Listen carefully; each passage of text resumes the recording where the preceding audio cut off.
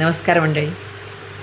आता मला सांगावंसं वाटते की जेव्हा आपण पालक म्हणून किंवा आपण आईवडील असतो मुलांच्या आपल्या, ते त्या योग्य स्टेजवर जेव्हा मुलं येतात, आपल्याबरोबरीला असतात ते 21, 22 किंवा 25 वय त्यांची लग्नी होतात किंवा मग अशा वेळी वडील म्हणून आपली जबाबदारी काय आहे किंवा आई म्हणून काय आहे?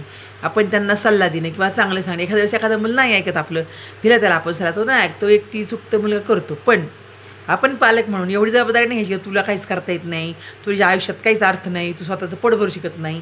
पण हे असं म्हणणं कितपत योग्य आहे तुम्ही सांगा? मला तर ते योग्य नाही वाटत. त्याला तुम्ही समजून घ्या ना, तो मोठाच आला आहे. त्याला जगायचं कळलंय. तो उपाशी राहणार नाही, कुठेही जाऊ द्या. तो काम करणार आणि कष्ट करून तो त्याचं पोट भरणार आहे. पण त्याला आज वारंवार तुम्ही जर असे सारखं बोलत राहिले, त्या गोष्टीमध्ये मुलांमध्ये न्यूनगंड तयार होतो. मुलगा छोटा असो किंवा मोठा असो, परिणाम हा होतोच. जेव्हा आपली चप्पल जर आपल्या मुलाला येत असेल, तेव्हा प्रत्येक वडिलांनी हे समजून जायचं की आता मुलगा आपल्या बरोबरीचा आला आहे. त्याला आपण मित्र म्हणून समजून सांगणं. नाही ऐकलं, 2 शब्द बोला, पण तुझ्या जिंदगीत अर्थ नाही, तू काहीच करणार नाही, अशी नकारात्मक वृत्ती आपल्या मुलांना आपण देणं योग्य नाही. धन्यवाद.